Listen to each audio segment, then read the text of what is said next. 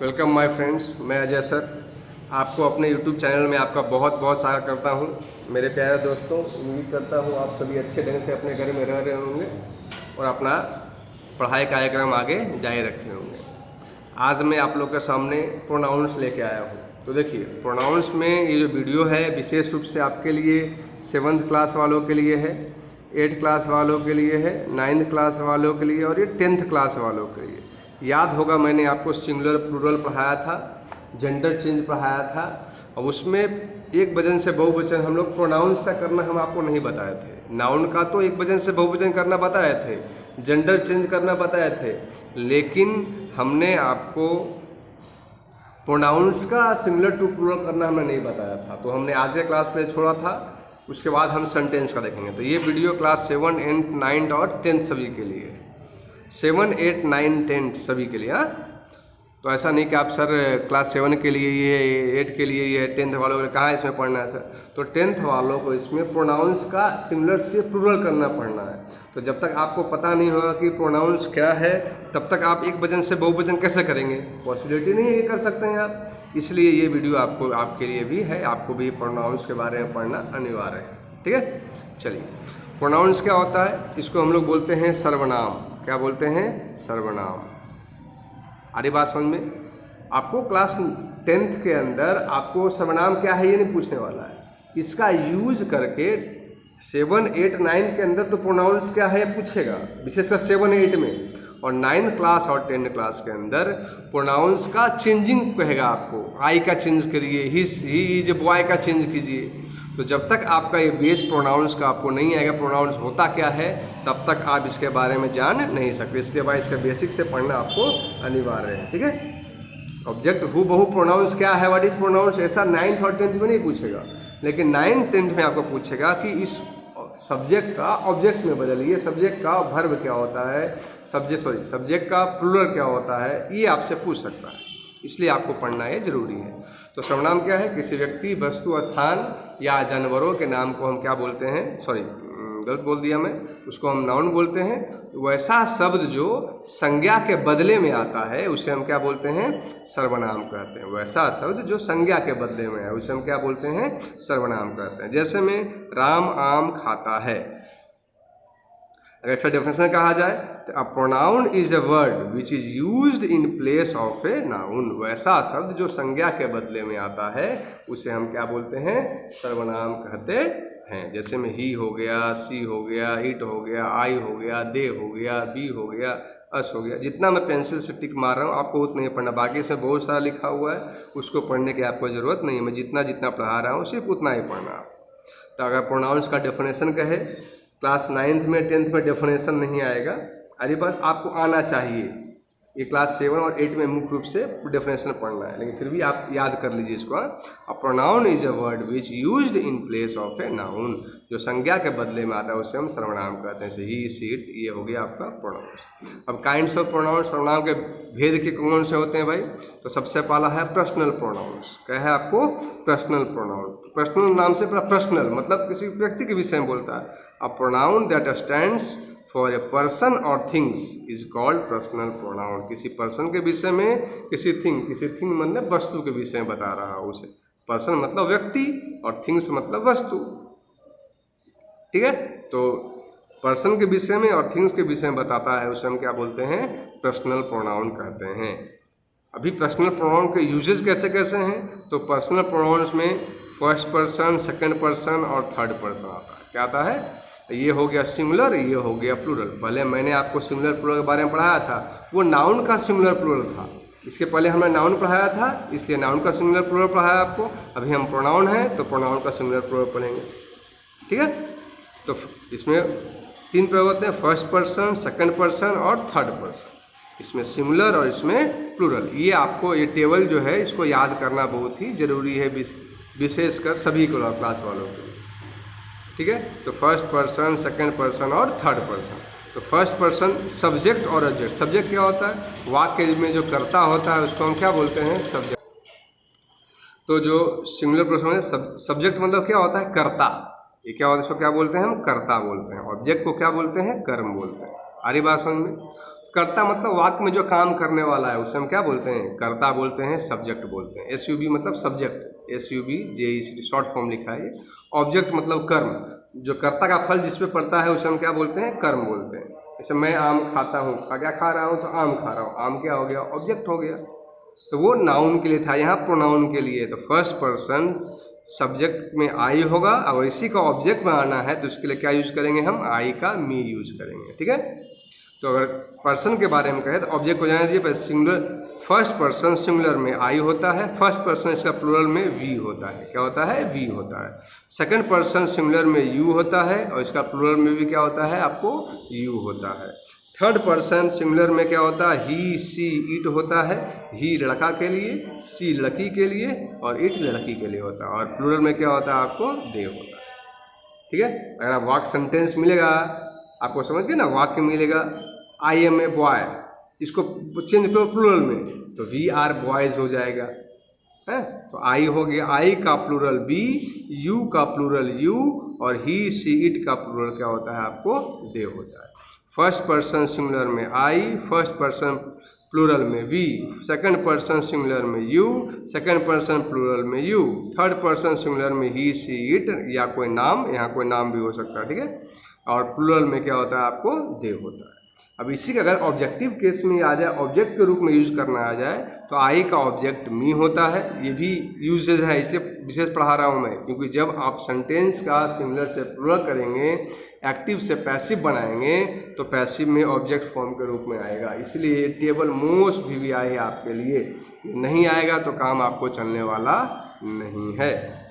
आई का object me, you का object you, ही का ऑब्जेक्ट हिम, सी का ऑब्जेक्ट हर, इट का ऑब्जेक्ट इट।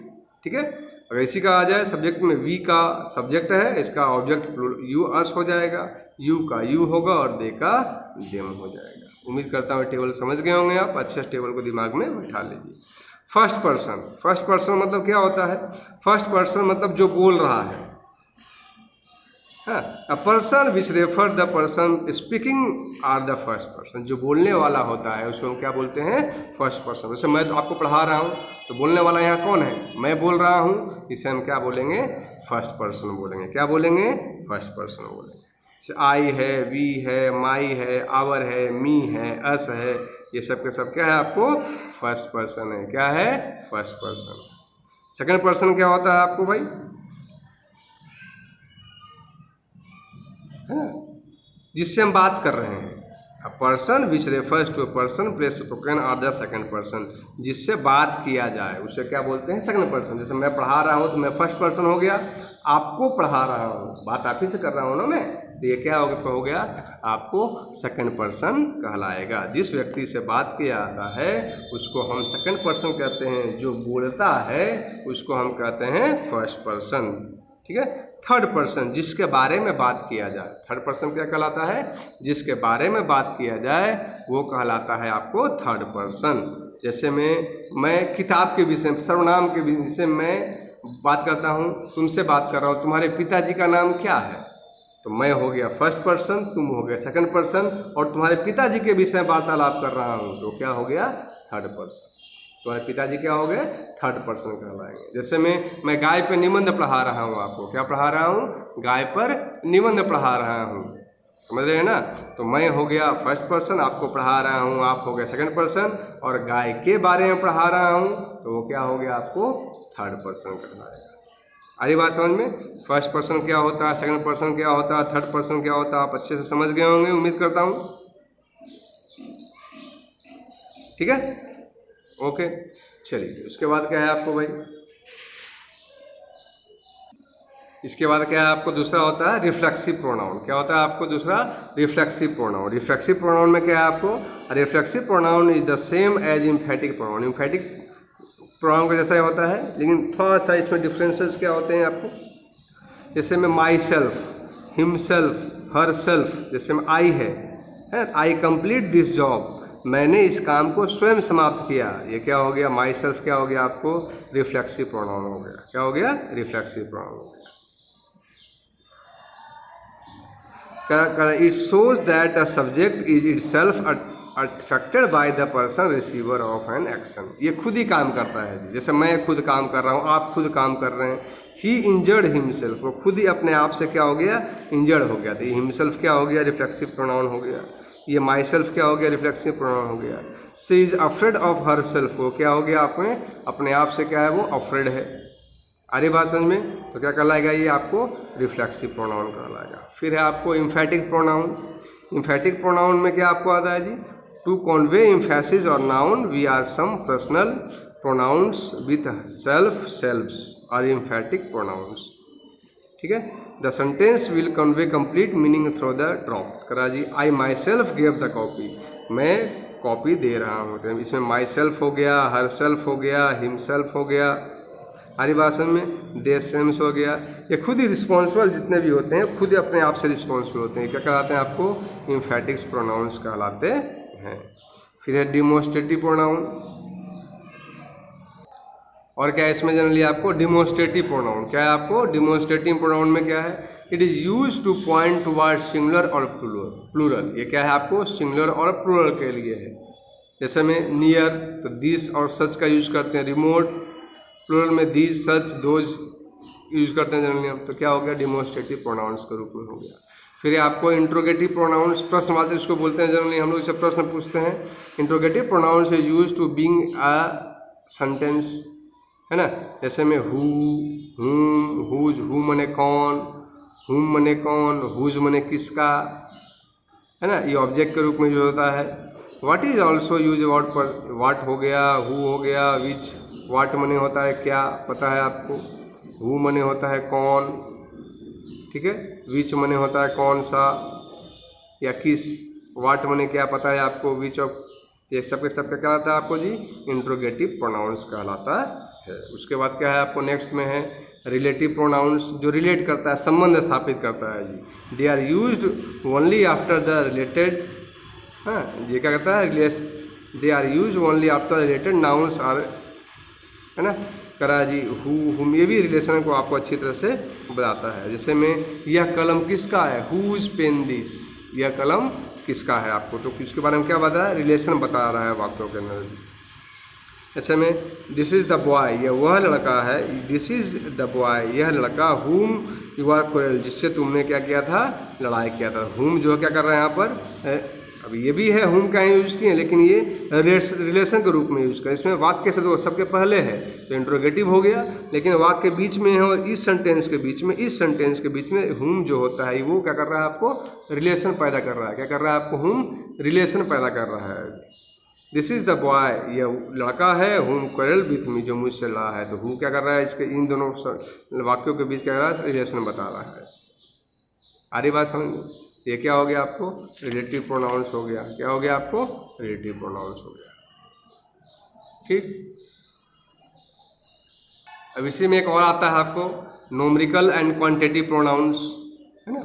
इसमें विषय में क्या आता है, क्वांटिटी के बारे में आता है, लिटिल, कम। जैसे क्या आपको दिया हुआ है जी, these pronouns are used under indefinite pronouns. Indefinite pronoun होता है जी जिसके अंदर क्या करते हैं हम लोग, क्वांटिटी के बारे में बता रहे हैं, कोई नंबर के बारे में हम बता रहे होते हैं जी।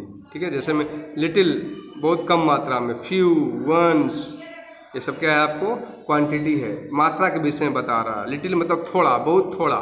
फ्यू मने कुछ, तो लिटिल वाले में जिसको हम गिन नहीं सकते हैं, और फ्यू वाले में जिसको हम, आर्य भाषा में लिटिल मतलब थोड़ा, फ्यू मतलब भी थोड़ा होता है जी। लेकिन लिटिल हम जो यूज़ करते हैं वो अनकंटेबल नाउन के लिए जिसको हम गिन नहीं सकते हैं, और फ्यू यूज़ करते हैं उसके लिए जिसको हम गिन सकते हैं, कंटेबल नाउन के लिए यूज़ करते हैं। ओके, उम्मीद करता हूँ इसको आप याद कर लेंगे। Okay, thank you.